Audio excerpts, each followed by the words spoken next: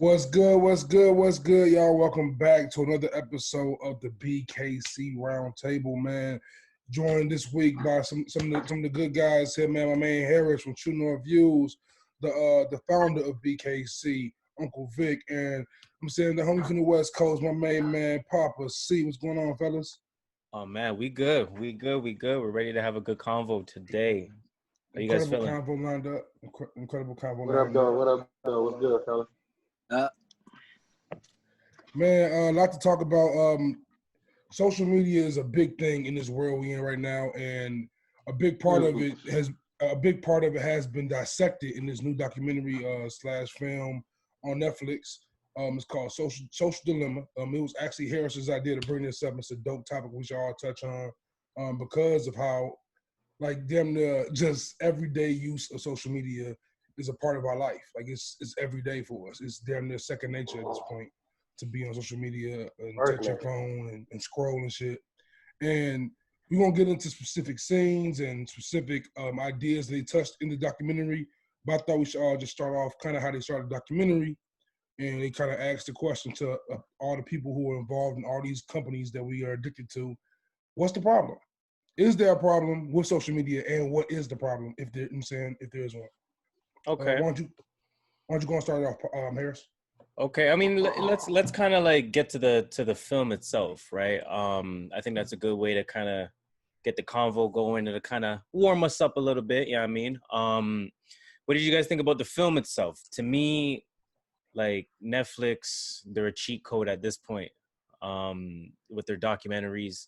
Anything original that Netflix does at this point is gold. I don't know if you guys felt the same way. Like their style of documentary always intrigues me. You know what I'm saying? Yeah. And I like the layers that they did. They did like they added that that sort of film element in a way where it's a regular story actually going on. Obviously they had the facts, the people that they were speaking with, the narrative or the narration that they had over everything as well. The graphics, things like that. What were your guys' thoughts on just maybe how the film itself was made, how it was directed? I definitely thought it was well put together. I'm not gonna lie. In the beginning, when they were starting the reenactment, It's good. Skeet Johnson in the building. The cinematic. Go ahead, Vic. Go ahead. When they were doing the cinematic portion of it in the beginning, I wasn't feeling it. But then when they showed, like, when it started to come together with what the doc was doing at the same time, it felt a little more natural, I guess. Yeah. It felt more natural. At the beginning, it felt like a school play. You know what I mean? Like it just felt like low quality acting at the beginning. Yeah, like a back to school. Yeah, it was cool how they did it because it was definitely it grabbed your attention, which is like one of my points for I find the movie to be very good. At the same time, it also has to bring in the question of, well, Netflix uses the same algorithms and tactics as these social media sites. You know what I'm saying, like, and like even with the movie and how it's shot, like you said, Matt, like how it draws you in with the kind of complex and like, is this a movie or is this a documentary? Like, what's going on here? Like, it kind of gets you asking questions early that will, get you drawn in. Yeah, no, it really, it leads to intriguing thoughts, right? When you're, whether it's reading articles about things, whether you're watching things, or whether you're, on Netflix looking at something that tells you, hey, be careful with how you're using it. There's always kind of that weird moment where it's like, but I need to be on this platform to consume it. You know what I'm saying? I need to be on this platform that's now telling me to be careful about how I'm using platforms. So it's, I mean, I'm sure there's that side. I'm sure there's that side that exists that doesn't really fuck with the film at all. Yeah. But I mean, it is what it is. I think everything in moderation for me. And that kind of plays to the kind of idea of how social media all started from what they were saying. Like, it started from an actual, not a good place, but it started from an innocent place to a certain extent. Like it was for us to just to be socialized, and it grew into something else to the point now where it's like a necessary evil, kind of like what you were saying with Netflix. Like it's a platform that we're watching this on to learn about things that's teaching us how evil the thing we're watching this on is. You know what I'm saying, like it's that cycle that's kind of fucked up, but it's it's real. It's weird, man. It's weird. It's weird. What else? What other commentary we got about the film itself? I mean, go ahead, Pop, man. Why don't you knock it off?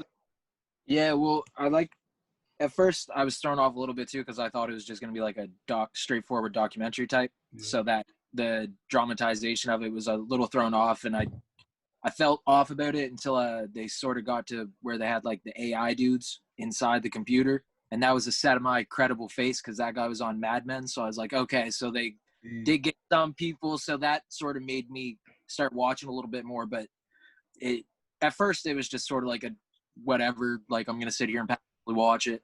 But then like once they started showing as the AI got tech in and the inside, and they got talking about how the computer's doing its thing, that's sort of gave me a little bit of almost like an anxiety, because it was like you could see it, you can recognize all those things in yourself. So it was definitely started. I went and deactivated my Facebook right off the hop.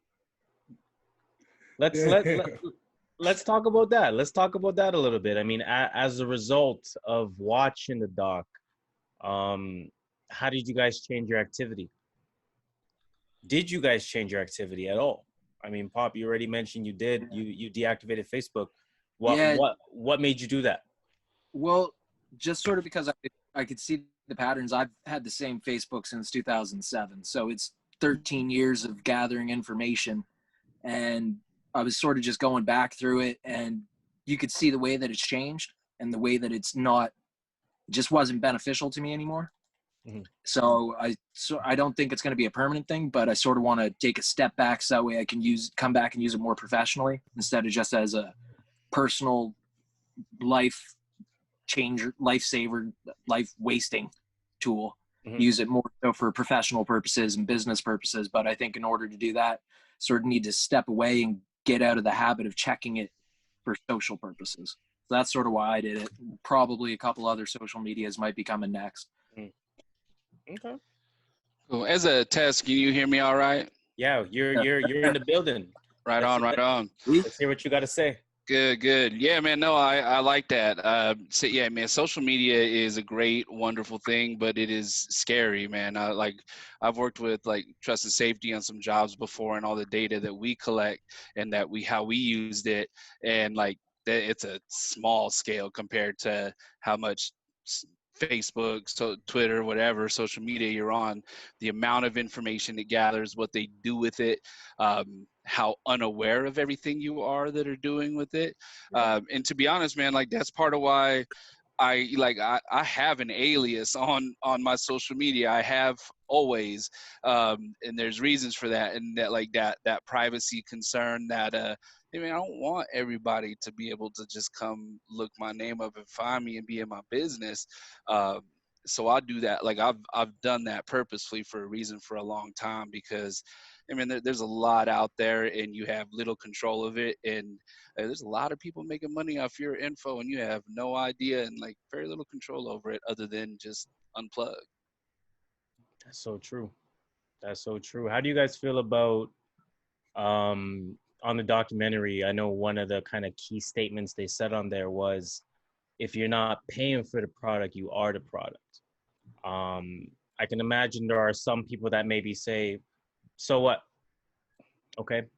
But how do you guys feel about that? Like, how do you feel about that statement? How do you feel about being the product? Is that something that bothers you? And what are you doing about it? I mean, we're in America, so I'm back. Can you guys hear me? Yes, sir. We hear you. Okay. It's crazy thing is I've been listening to this conversation, and while that was happening, I was sitting over here having Wi-Fi issues because I just got a new Wi-Fi installed today. That's a whole other conversation about me switching from Direct TV to this town's version of Comcast. But I wasn't signed in on the 5G version of my Wi-Fi. So you see what I'm saying? Yep. Yeah, the irony of this entire conversation, but Justin, but you yeah, were saying something.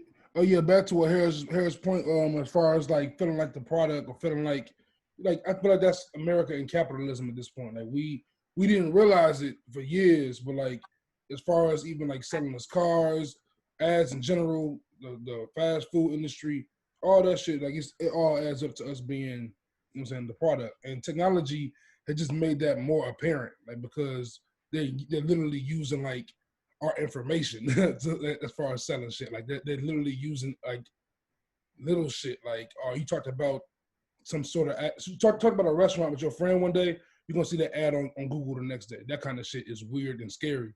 So that's think about terrifying. it. Nowadays, if you think about it, you might not even You have know what I'm to say saying? it If out you think loud. about it, That's true. fam, I saw But as far as us being the product, I mean, to be honest, haven't we always been the product? Like, I mean, civilization wise. Yeah. I mean, you go to jail or prison, they put a number on your ass. You born with a number. Yep. So we've literally always been a product. Now they just exploit. I mean, now they just I guess they've found the most exploitive way to do that. the second most exploitive way. The second. Yeah. The second most exploitive way. Yeah. Yeah. I'm saying back 400 years ago, it was kind of worse. Like But I mean, 400 I'm years even ago, young, shit got real. Like 400 years ago, man. Well, I mean, if that's the case, the first exploitive way is the Constitution in itself. I mean, because That's after slavery. we're part of that. We're part of that. The whole system. Yo, it's ugly, but ugly for real. Do you guys? I mean, I don't want to rush anything, but like, do you guys see a way that shit can be fixed at this point, though? You don't have a shirt on, so you already know. Probably not. Yeah. Nah, man. Yeah, I don't think so. And it's interesting in the doc how they asked that. And even though they were saying like, yeah, it almost sounded like they didn't believe themselves. No, and they didn't really get an answer as to how. Yeah. It just There's sounded a like problem. We created a problem, but we don't have any ideas to fix it. Did you guys find it interesting, just to kind of side convo for that a little bit? So of course the cast, so to speak, or the amount of people that they were interviewing for this documentary, how they were all, former CEOs, former, inventors of really big things within the company, product owners, directors, things like that. Did you find it interesting that they still work in tech? No. No. I didn't. They know where the money is. Why would they go anywhere else? Yep. That's true, but I didn't expect them to bounce around so much. Like to see, like, I didn't expect that kind of crossover where it'd be like, oh, the guy who did the invented the advertising platform for Facebook is the same guy who did the Pinterest thing, and they're like, I can't remember the correlation. The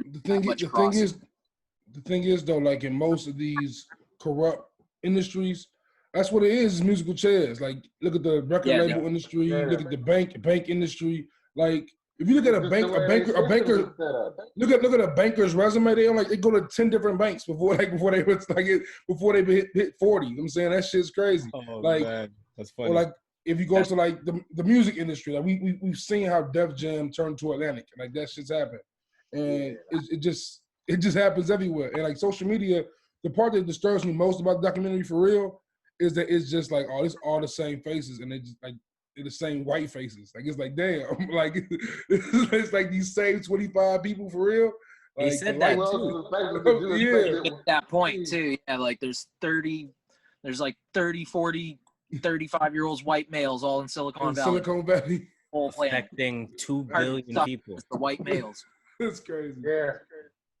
I mean, and when you look at it, without the social media, here's the thing about it. It's such a necessary evil, because like I can't stand this shit. If I'm being perfectly honest, like I don't like it. But at the same time, I can't all the way commit to saying that because without it, we don't have BKC. We don't have we don't have this conversation without. Exactly. That's a good convo to have right there. Is like is the fact that we need it, and like especially in the industry, like Vic was alluding to, like we're in this creative world where reaching people is kind of like what we need to do, and it's critical at this point because that's especially now in quarantine and corona and shit. Like the internet, social media, that's how we reach everyone. I'm saying like who's making phone calls, who's doing emails. Like it's get on Twitter, get in DMs, go on Instagram, make posts, be active on social media to grow an audience. Like Matt got a pod, I got a pod, Pop making music. I'm saying Skeet trying to make merch, Vick making the podcast. Like these things you got to advertise, and like the biggest market to advertise on is the World Wide Web. And what are we depending on with those advertisements? Depending on the algorithms, we're depending on using the right hashtags. We're depending on, you know what I mean? Like it catches that one big break where it gets reposted or retweeted or whatever it may be.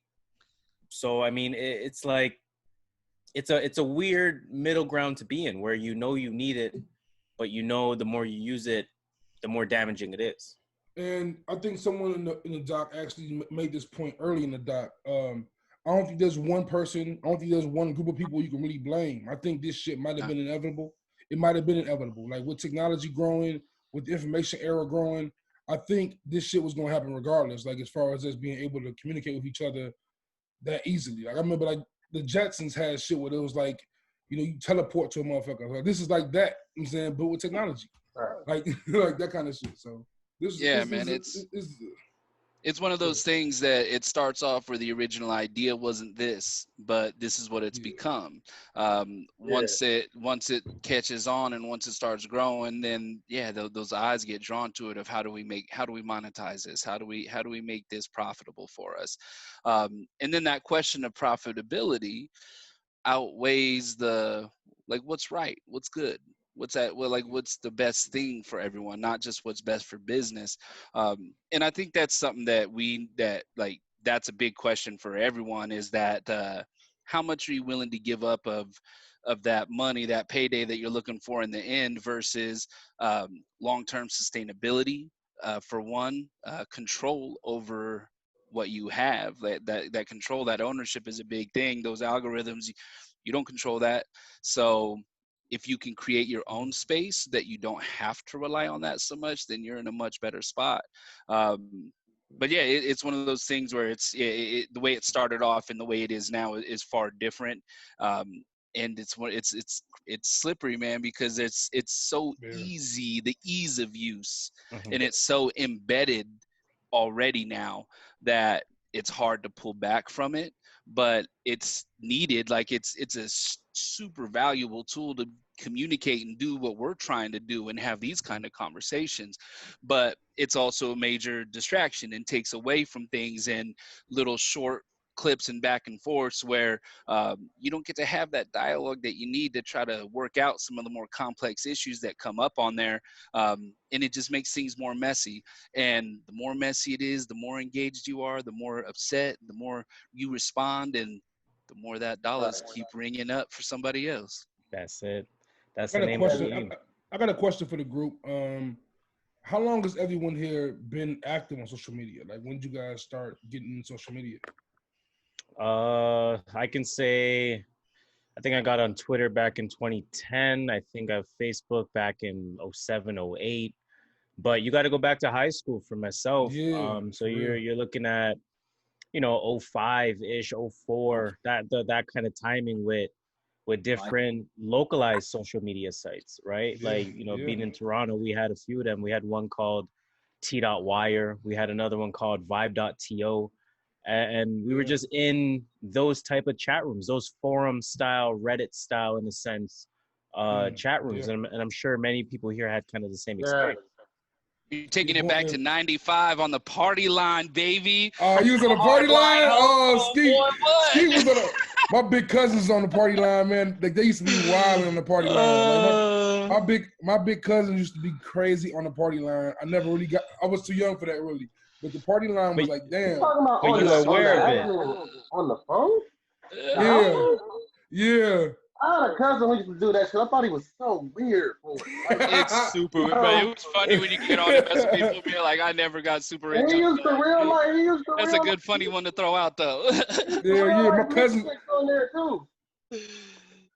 Man, I go back to like 03 maybe with Black Planet and shit like that, and then like MySpace of course took off. Yeah, Mhm. that MySpace was MySpace was the first boom. I feel like MySpace and instant messaging. Those were the first like, oh shit, like Oh yeah. yeah, it made it yeah, different. Yeah. yeah. That shit MySpace took was no off. joke. For me, my first experience with social media was the Nextel Church. Like, because it wasn't, maybe I guess AOL chat room, Yeah. like 2000-ish, like 2000, 2001-ish. I was like, but that was still even, you had to be in your crib, landline. You're not doing that regularly. Man, so I would say dial up internet. the whole Black Planet wave, I didn't catch it. Like it didn't catch me rather. So I wasn't on it. So I would say MySpace, Facebook, but I didn't even create my own page. I had my first daughter's mother created my page for me. Like I was so anti not wanting to do it. And I just did it because I had a child. I was placed in the position that, okay, I got friends in other places. Let me try this shit. So and I asked that question because we all over here is over 24, I'm assuming, right? So like we all are out of that. We're all out of that demographic of 16 to 24, but we all have damn near 15 years or plus experience social media. And so I think about the target audience that's 16 to 24 now. They've been on that shit since they was like 10 or earlier. You know what I'm saying? Like since the rip. And that's like a scary thought. That's all they know. I want to follow up on that though. I want to follow up. So we all have experience of social media. Let's call it in the early to mid 2000s, of course, right? Yeah. Social media specifically at that. How would you guys compare using it back then versus using it now? What do you remember? Like just the feeling of it, or anything. It wasn't. It wasn't like there wasn't a feeling like you needed like an urgency to get to it. Yeah. There wasn't that. It was like I check that shit when I check it. Or remember that was the digital camera days of having to go out and do some shit and take pictures of it, and come back home, get the energy to want to plug your phone into a computer. And you wasn't doing that. You had the game on. I'm not doing that. Going to the mall, doing the mall, getting the mall photos and shit, like all that. Even when we first got them in the phones, when it was just on the browser and it wasn't an app yet, there wasn't the urgency to go get on the browser and type in your phone. You wasn't doing all and that. And that browser never worked anyway. Like, yeah, that browser.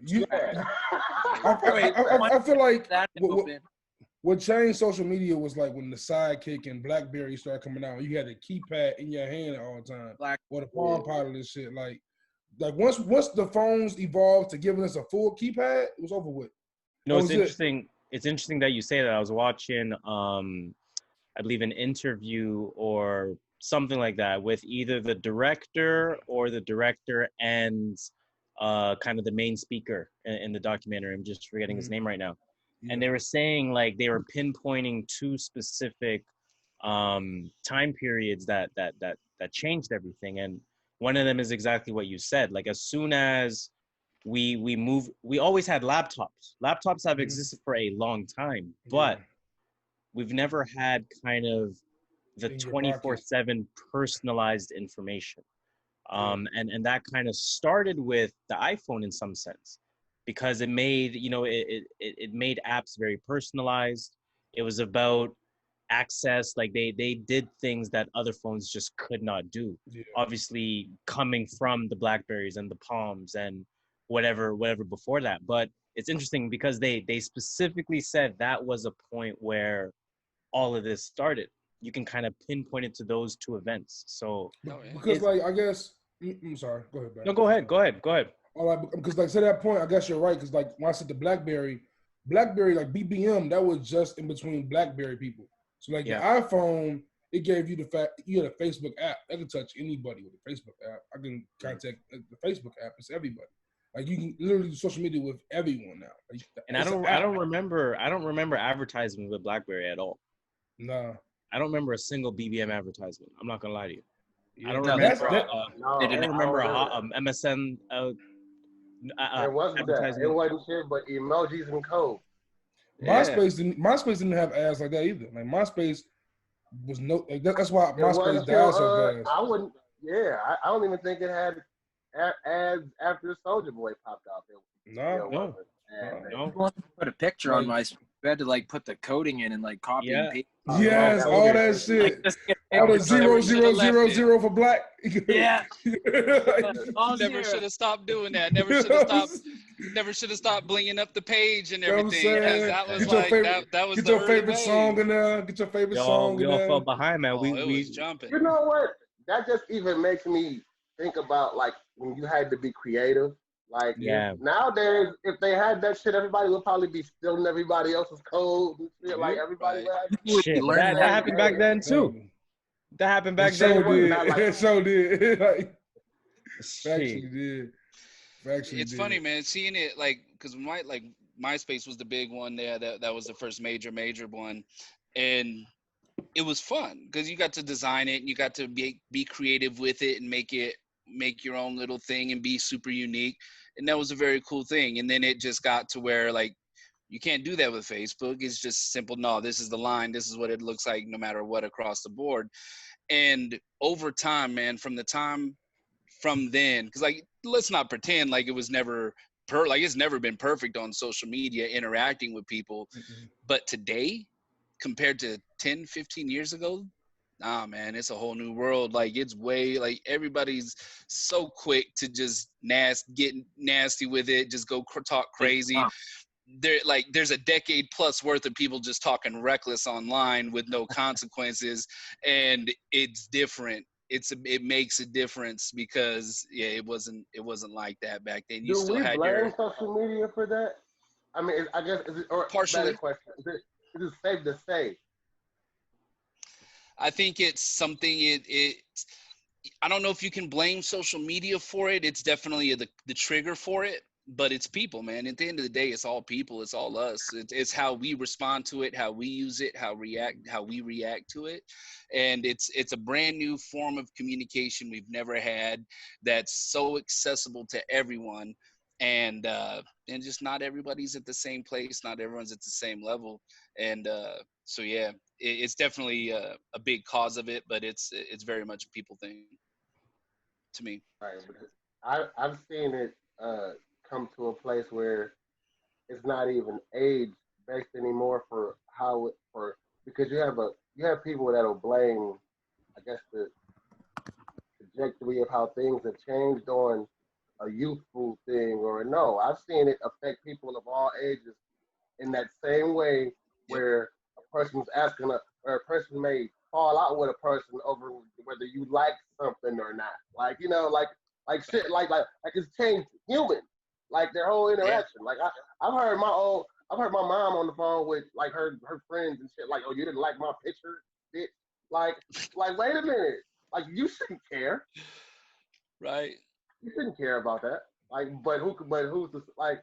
Is it safe to say? That, it's that dopamine, right? I mean, it's that dopamine, and that's one of the things that the doc talks about is that increase in control and knowing that these apps can increase your dopamine levels, and you crave that, like you crave that notification. You know, the algorithm knows when you pick up your phone, and it's gonna show you, hey, don't forget to check this out. You know, I don't know how many people how many of you guys can attest to this. You say you haven't picked up your phone in a little while. The moment you pick it up and open it, a notification's coming from nowhere. You know what I'm saying? Right. You're getting that notification out of nowhere that says, don't forget to check out Instagram's photo of the day. I've never followed at Instagram in my life. So why is it that when I pick up that phone, now you're showing me at Instagram's photo of the day? I don't care. But yeah, man, it's that instant gratification. It's that instant gratification. You know what I mean? So it's scary. And I think kind of another direction that the documentary takes is in using that dopamine, in using that instant gratification, in using, keeping you addicted to your phone. Everyone now has kind of their own personalized form of reality, right? You look at your phone, you Google something versus I Google something, we can be sitting beside each other, and we can have different results on our screen. How do we get to some sense of shared truth, I guess, is my question.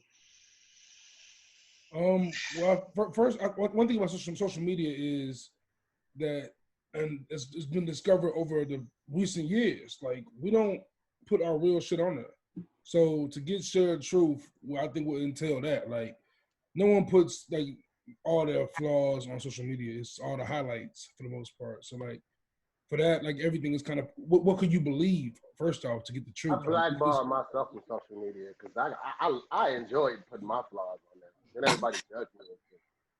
Exactly, I'm the same way. I put all my flaws on there too, but like it's a lot of BS on there. Like we see a lot of it's a lot of lies on there. So finding the truth through it, like to Matt's point, I guess the struggle, like finding the unanimous truth. And I don't even know if there is a truth to it, man. You know what I'm saying? Like I think the truest you can be on there is just being creative. At this point, like I had an older cousin. He called me last week. He said I don't know. He said we were talking about the current state of the world. He said I don't know what it is anymore. Everybody winning, everybody getting money, ain't nobody losing, everybody great. I'm like, yeah, I guess you're right. Right. Yeah. Yeah, man. It's I'll go ahead. Well, the thing is, the way that I see it, when you look around at the planet, there's just sort of like a basic set of rules and guidelines that we have walking around the planet for how you treat other people and how you interact with other people. The internet is its own place, and nobody's really looking at it as a place. They're all looking at it as a thing.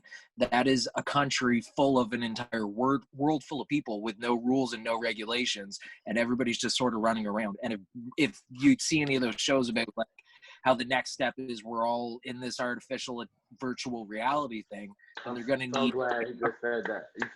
And they're not government. It's just one giant lawless land where everybody's running around without rules, and they think that the rules that don't apply in society shouldn't apply there. One thing about that is yes, there is a side of that where there should be, it is a good thing to have some balance to it.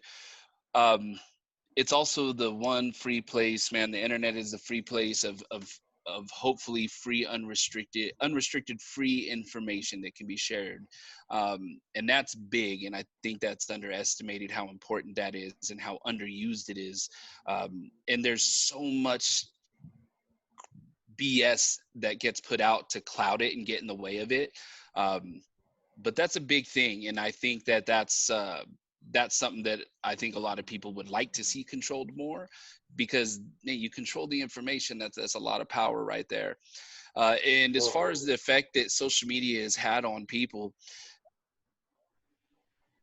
the state of things in this country, like not just this country and the rest of the world, because the same problems we have here, that you find similar problems pretty much everywhere.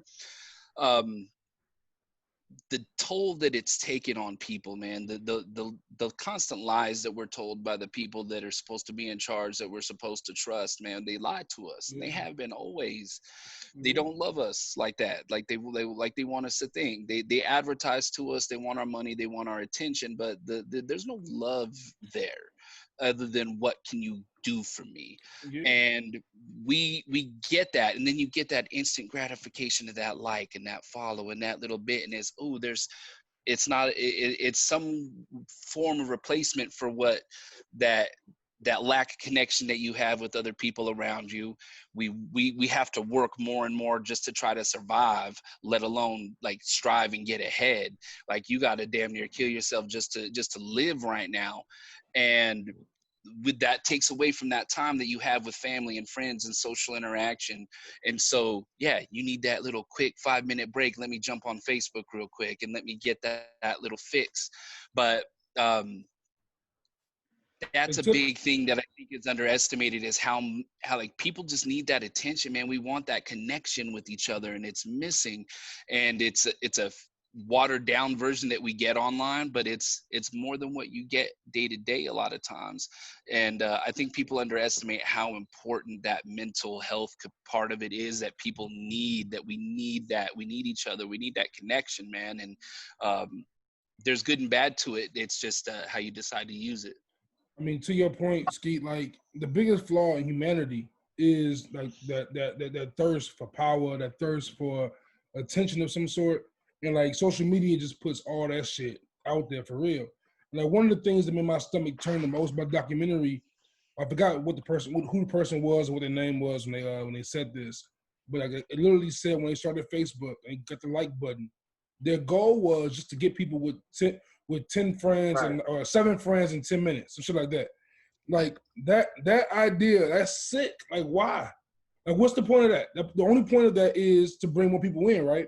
It's like when you get like a Cash App or any of these type of things, how they promote to you? Oh, if you guys get 10 people in, we'll get you $50, some shit like that, right? Like it just to bring in more people to the algorithm and shit, and that kind of shit is just going to continue that cycle. And my question, I got a question to you guys, I guess, going off of Skeet's comment. Like, what are you guys' impressions of the like button? Like, you seen Instagram trying to play with the idea of removing the number of likes and that kind of, is that still a thing? I don't know if it's a thing still or not. I think that one particular feature revolutionized the entire way the human perspective has changed. Because before, like, y'all remember social media when, like, Facebook, when it was just us kicking it and cracking jokes and talking shit. What's on your mind? When they ask you that, is before everything. Yeah, and it was just that. And then when the like feature came, it was cool. Like, oh, you could identify what. Oh, you can wave and poke and shit. And the part is that the upvote always existed. Yeah, Reddit. Right. Yeah. Right. No, but it's something about that like. Yeah. That just took it to a whole nother planet. And the Instagram had making the love. You had the love on Instagram. Like, that was them taking the free base and turning that shit into crack. Yep. That's what the Facts. Facts. I'm saying he stepped on that shit a couple times. Stretch that shit out. Let me stretch this out real quick. Let me stretch this out.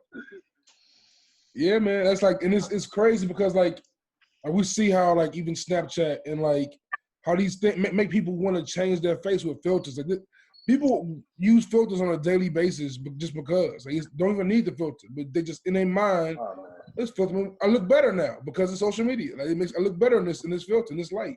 How many people do you know that you've never seen a regular photo of them? So many. Man, too many. You know what I mean? Like their profile picture be the doggy shit. I got a homeboy who almost never takes pictures in his own clothes. Like, you have clothes too. Like, this cat's over 35. Jesus. Yeah, they seen me in all this already, though. The world seen me in this already. I'm like, who is that for? Oh man. I mean, and like we've seen what's evolved to. It is one, like his killed conversations, like face-to-face conversations is dead. God. Personalities are dead. Like so much has been, like sarcasm. Like, and now it's evolved. So now you gotta walk on eggshells even sometimes on social media. You can't say certain shit. Like social media has changed so much about how life used to be, and I think it's damn near understated at this point.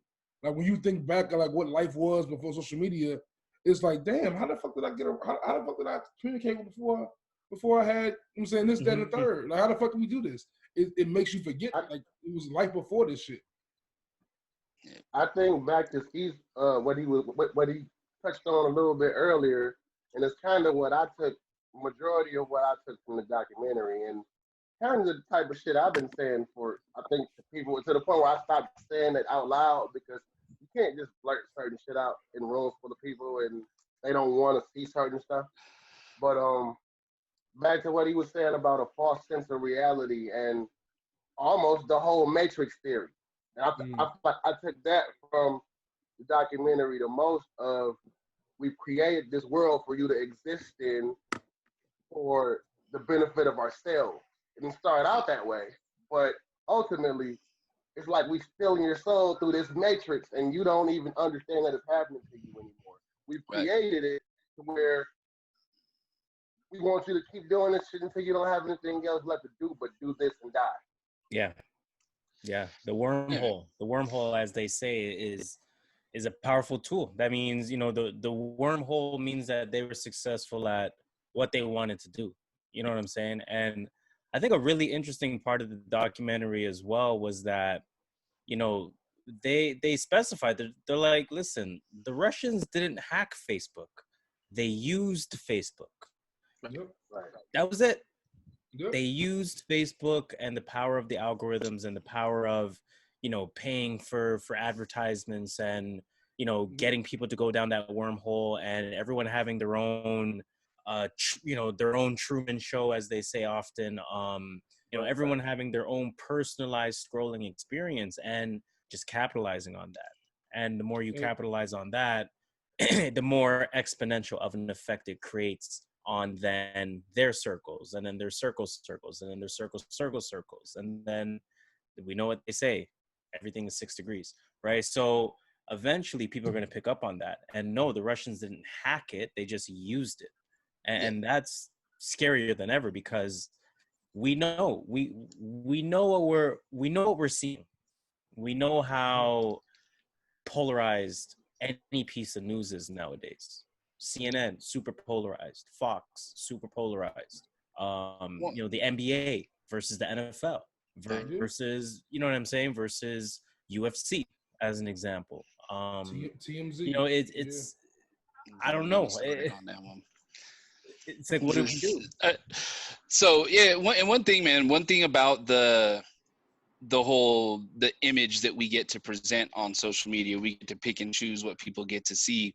Like in real life, man, you got people that are close to you that hopefully they're gonna call you on your bullshit when they see it. You know, that's what people that love you do.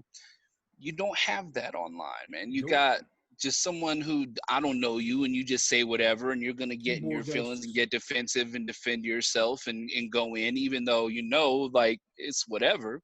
But the more that we do that, the more that false image that we put out, and the more that we want to believe in that, and then we're quick to judge everyone else because we're so self-conscious about our own thing and what in ourselves, it makes it easier to pick apart everybody else. And that's yeah, man, that's the other piece that it does. It helps us put up that false image of ourselves and kind of lie to ourselves a lot, but at the same time, it's that free pass to judge everybody else at the same time and try to make ourselves feel a little better. And like Harris is in Toronto, but like I'm sure probably the same up there, bro. Like I feel like in America, we like damn near don't realize this shit is global, fam. We ain't talking. You're not just talking to your homies in your neighborhood. It's not just Chicago Twitter. You are talking. Everyone in the world can see your shit. Like I think that's the part that is the trickiest part of it all. And we forget that this shit is open for everyone to look at your shit. Yep, that's a fact. I don't think people realize, most people, especially people who are marginalized and haven't been out of their community, I don't think they realize how big the world is on a physical scale in general, let alone how much they're being looked at on social media, and simultaneously not understanding that social media itself has made this world so much smaller. Like, dude, you can wake up and talk to people all over the world just in a minute.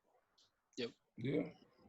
Going back to like we kind of started with, like without social media, there's no BKC, and BKC is a global thing. So there's the good and the bad. Like we said, and what they said in the documentary was like the most irresponsible thing they could have said was, we didn't think about the other side of the coin. Like what? how could you not think about? Ever think about the other side of the coin? What? Sam, Do they ever think about the other side of the coin when somebody looking to make some money? It's real. That's a fact. They open Pandora's box in the box inside the box too. Like they open everything. They just crack the code for real. And the thing is, you can't create these systems without it having that good and bad effect. I mean, I still ain't saw that one for as far as politics go yet, but American politics. But I mean, hey, you see what I'm saying? They create one. It's a good and an evil for everything they create. So, okay, so I guess we probably don't think there's a fix, like we said, but no, how hell do no. we? I don't even know if it's possible. not an immediate one, not a quick one, that's for sure. Okay, well, then tell me about the to long-term fix. What does the long-term fix look like? I mean, to me, no, go ahead, man. Go ahead, Jay. I think we gotta figure out a way, like, for lack of a better word, is like as far as like policing it, and like not even finding an authority to police it. The people have to be like take charge of what the fuck is going on. Like, and there has to be something illegal about you using my information. There has to be something in there. Like that's crazy.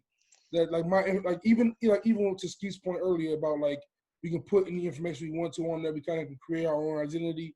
If a motherfucker want to grab your IP address and just find you, they can do it. Like it's a possible thing.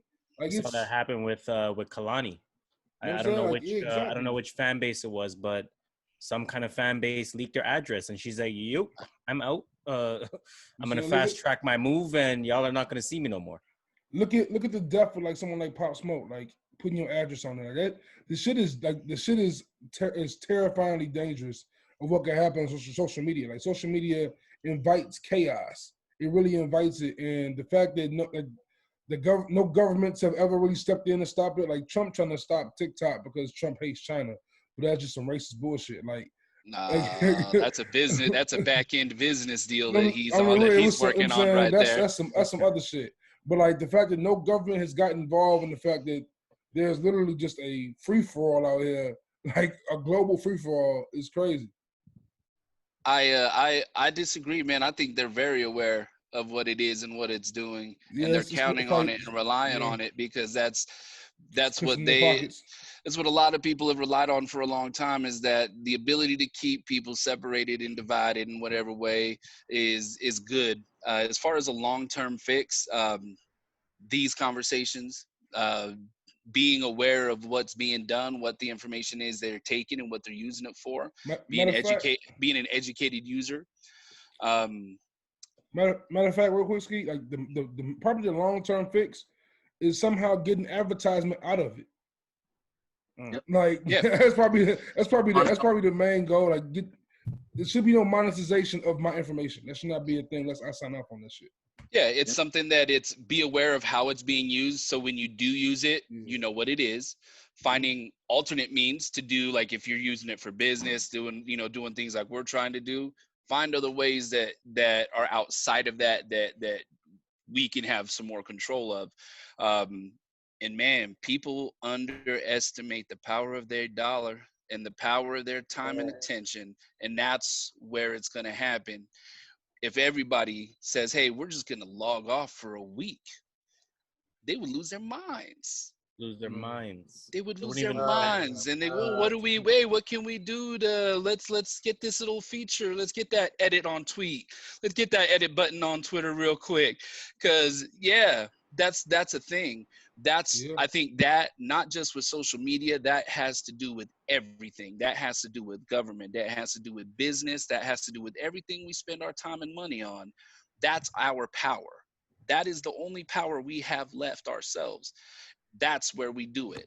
And it's the getting everyone to agree to do it at the same time. And that's the tough part. But the more you can try, if you can possibly do that, that's where it is. It's let's limit the use. Let's be smart about the use. Let's find alternate use and take that control and let them know, hey, this is still what we've got. You can't make the money off of us if we're not here. And that I think that's where we need to start flexing that and being smarter about it a lot more.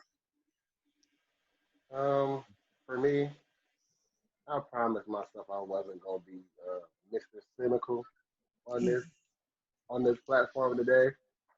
But and Skeet, man, I applaud your optimism. But I like I'm not when y'all optimistic even at ask the all. question, No we even optimism on ask my the side. question.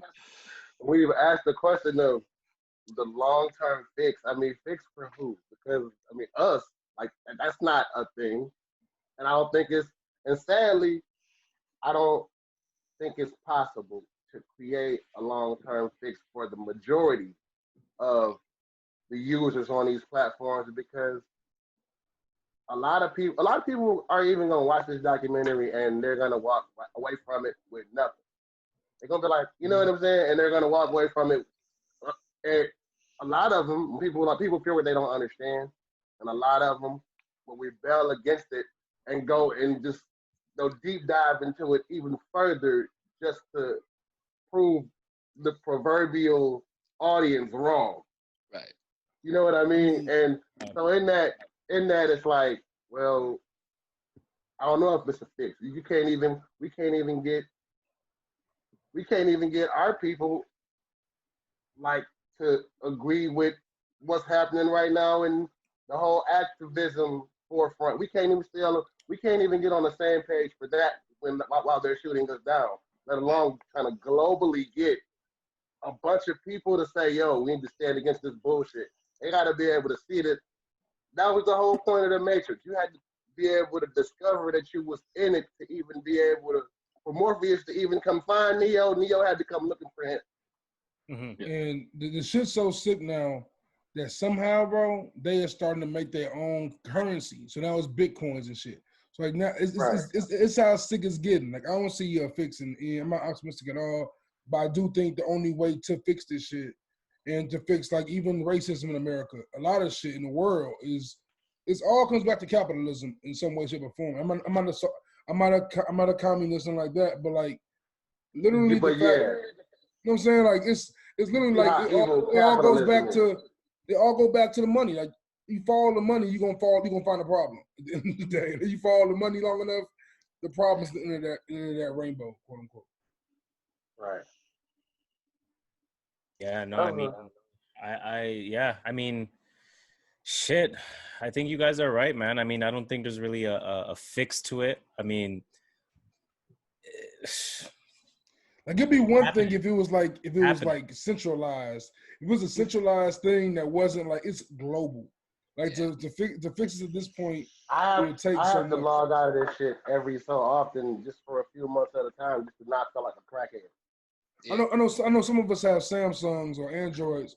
Like I'm not sure if they have the same feature, but like my iPhone, it tells me how long I'm on the phone, like a day or a week and shit. Yeah, and like that is the most terrifying shit ever.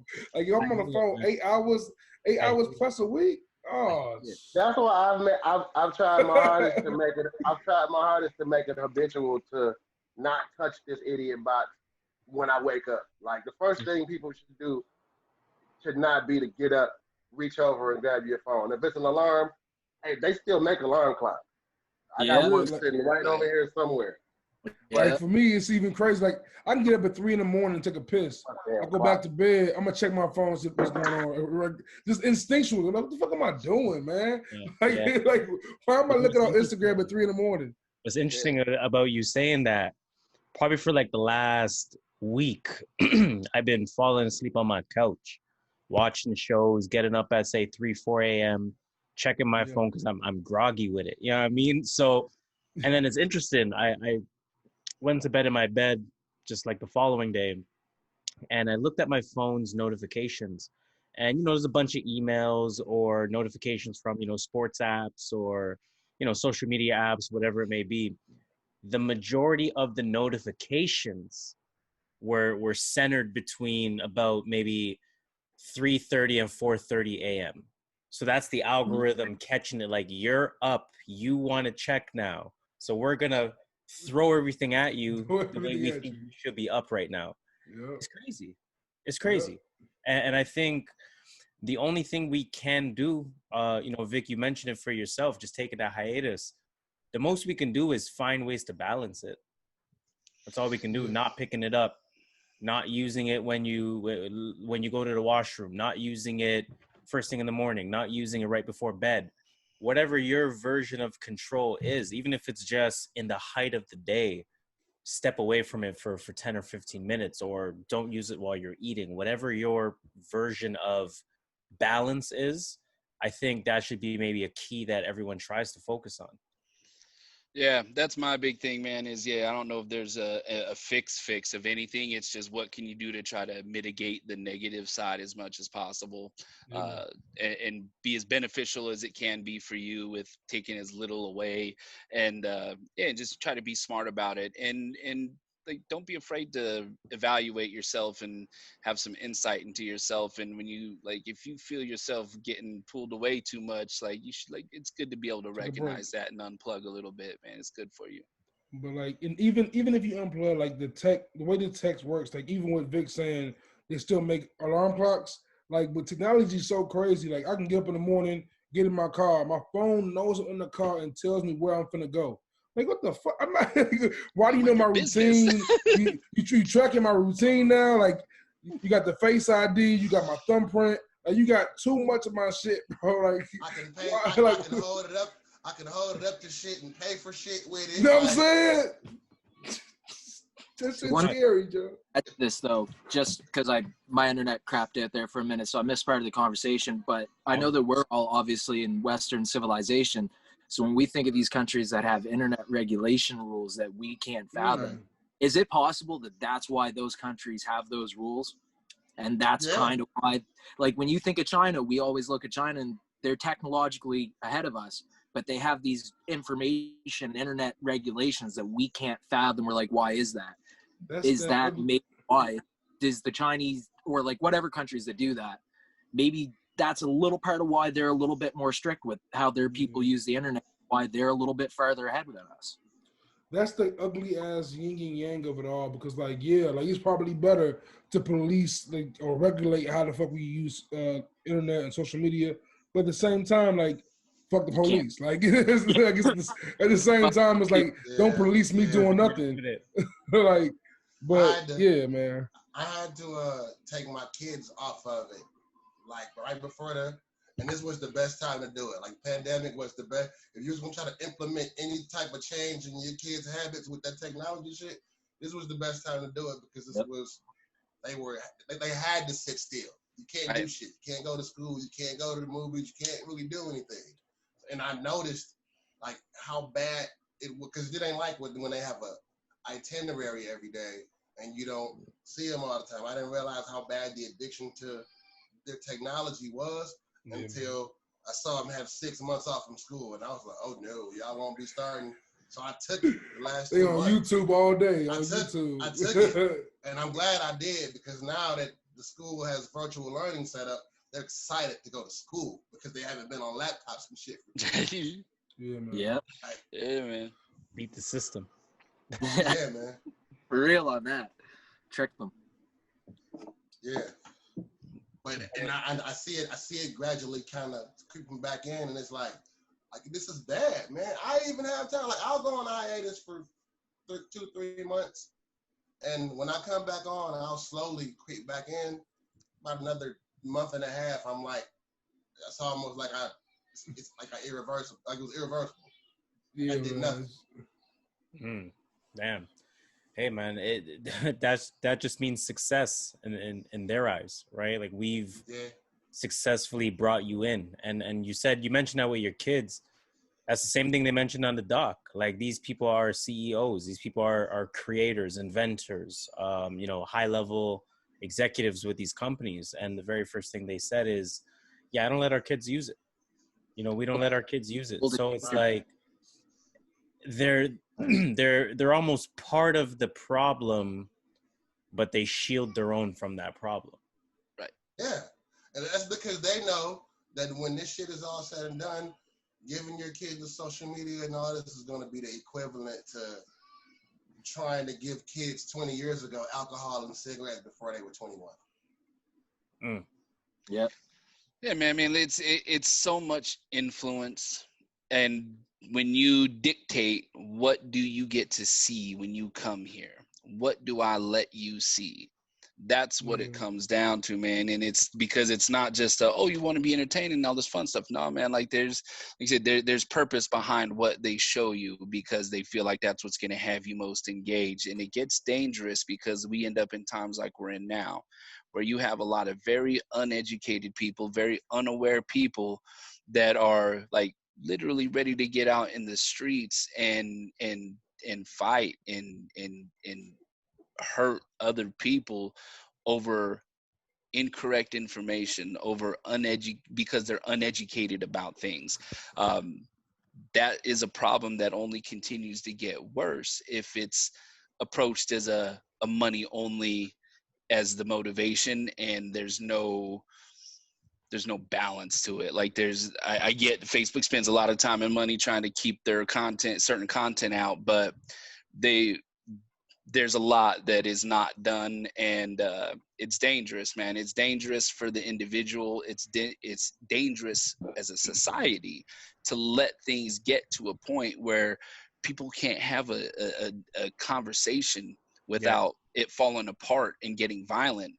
That's a problem, man. That's like the wheels are falling off when it gets there, and it goes fast. When it starts getting there, it goes really fast. And like that to me is one of the biggest dangers of it, is the bad information and the holding up that bad information and supporting it and pumping it out there just because it gets eyes. It's dangerous, man. And what did they say on the doc? They said, the short-term concern, civil war. Yeah. That polarization of information is becoming insane. Yeah, the information era. I was just gonna say, you better boot up and say your prayers, because I mean, really, like this boom, this was only the first 15 years, bro. Oh yeah. It's about to get worse. It's about to get worse. The information era is probably best to be called the exploitation era. Because you know what's next? Voting is going to be an online thing next. So just got to lacing the boots up and get ready for it. It's going to be a long battle, man. But once again, another great convo for Blank Canvas Creators, man. We are the Blank Canvas Creators. Always a pleasure. There's 5 of us here. It's a group of hundreds. We're going to keep growing. If you want to join the network, go to the Facebook group, man. It'll be in the link. Blank Canvas Creators, Canvas with a K. You search it on Facebook, you can find us.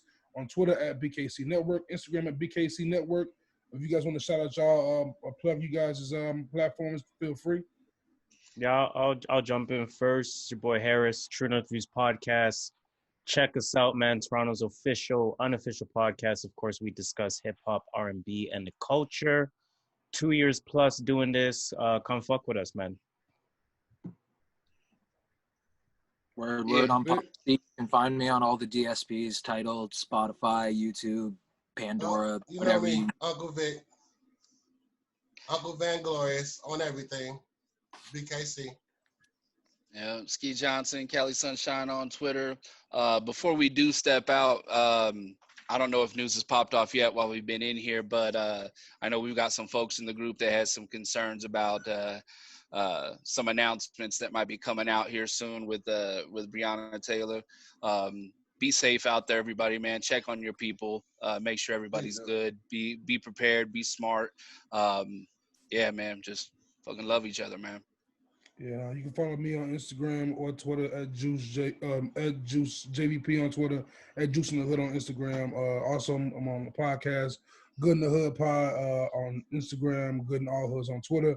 And don't forget, man, your life is worth more than $12 million. Big thanks. Facts. And I know we out. Peace.